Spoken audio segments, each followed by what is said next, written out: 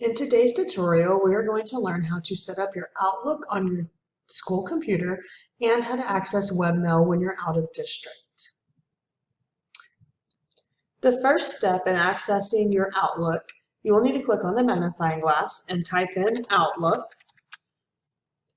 And you will see Outlook 2016. Right-click on that and pin that to your taskbar. Then you can close or click off of that screen, and you should now see a little blue square with an envelope with an O. If you click on that, a box will appear that says Welcome to Outlook 2016. You're going to click on Next, and then it asks you, do you want to set up an Outlook to connect to an email account? And you're going to say yes. Click Next one more time, and at this point, it should auto-populate with your information. Once your information auto-populates, you're going to click on Next, and you should see 3 checks, and you're going to click on Finish. It may ask you to restart your Outlook, so I just say OK, and then I'm going to click on my Outlook, and it should now load my profile. This may take a couple of minutes to fully load and get all of your information from your profile. And as you can see, my emails are starting to pop in, and I have all of my emails now available to me in Outlook. We do highly recommend you use Outlook in district, because if the internet is to go down, the Outlook server, the email server will still work, and we can still communicate with you via Outlook in district. And it's also nice because you do not have to sign in and out. Often it doesn't kick you out. The next time you log into your computer and click on the Outlook symbol in your taskbar that you just added, it should automatically start without asking for a password or anything. So that's kind of nice as well, as long as you're logged into the computer. I will now show you a few different ways and views that you can have for your email and personalize it how you like it. The first thing I want to show you, the view that shows when you first log in, is always going to be your mail. If you would like to see your calendar, you can come down here to the bottom left and click on the little calendar icon, and your calendar will then populate. From here, I have it set on the month view, but you can change it to the week view, you can change it to work week, and you can even change it to the day, however you prefer to have it. I personally like to have the month view. And then from here, I can then click on the people down at the bottom left, and that will go to my contact lists. You, by default, won't have any here. This is something you would create, but maybe you want to create a contact list for parents to be able to easily send out emails to your parents, or you want to create a contact list for grade levels, or really just anything you want to create a contact list for. To do that, you can either create one new contact, or you can create a group. These are groups that I have here. So I'm going to click on create a new group. I'm going to name this group parents. And then once I have it named, I can click on add member. And if I want to do it from Outlook, these are my contacts. So if I already have them in there, I can do it from there. But if I want to do it from the global, from the school district one, I can do it from there. Obviously, parents wouldn't have it, so I would probably need to go in. Instead of it being global,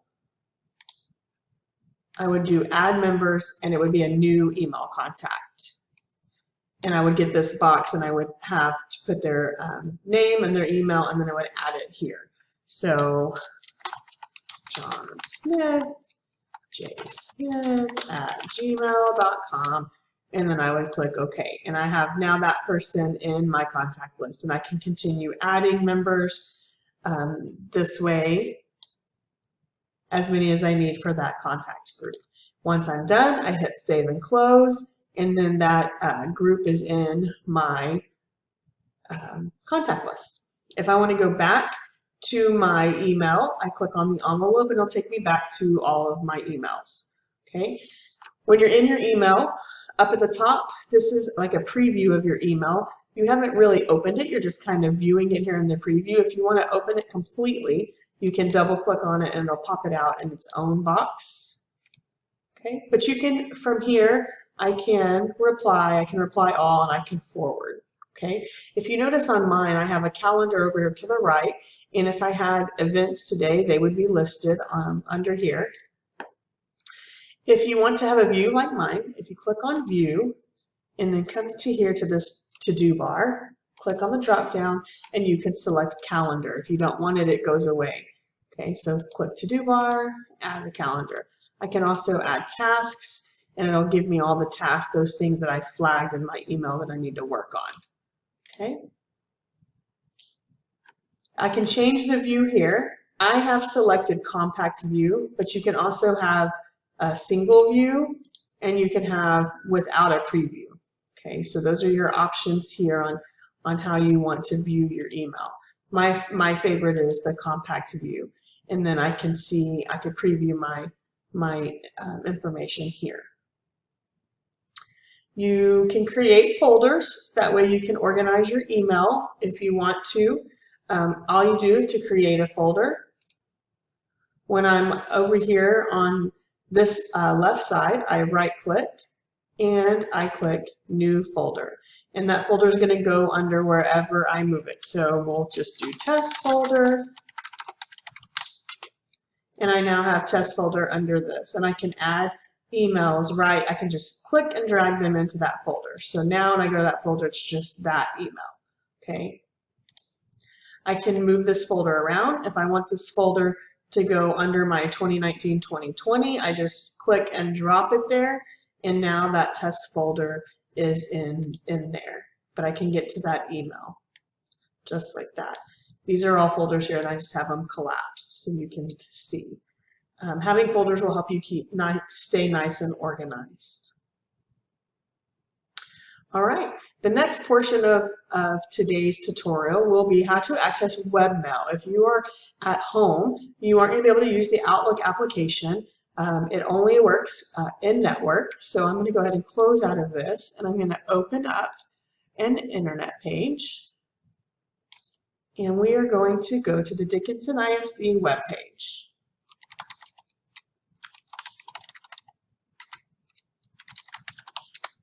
www.dickinsonisd.org. Once you are there, you're going to click on Staff, and then you're going to click on Email. You will enter your username and password. Mine's already auto-logged in, but you do not have to put the @dickinsonisd.org, just the username and password. Once you have that information in, click Sign In. You will then have access to all of your email. If you notice, it does look a little bit different than the webmail. Another drawback, besides if we lose internet, you won't have access to webmail. You also will have to log in and out throughout the day because it will auto-log you out after so long.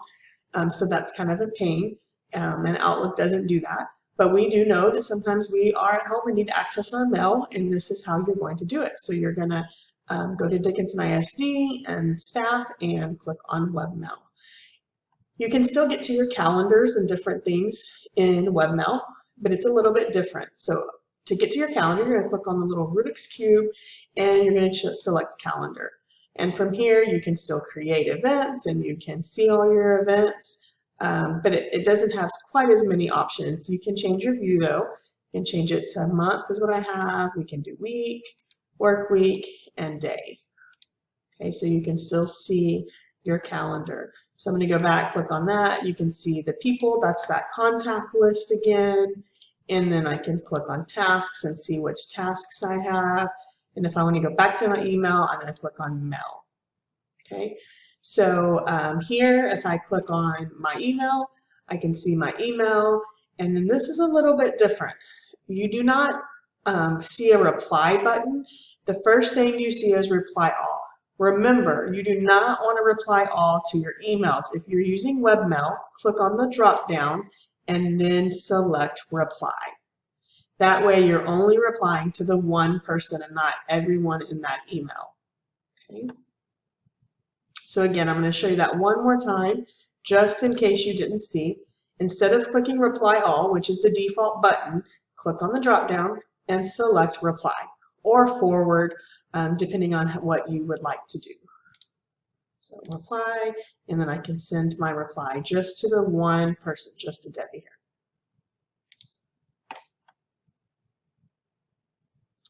That about wraps up the tutorial for Outlook and Webmail. If you have any more questions or need help with anything, feel free to reach out to me. I'm Jennifer Rushing, and my email is jrushing@dickinsonisd.org.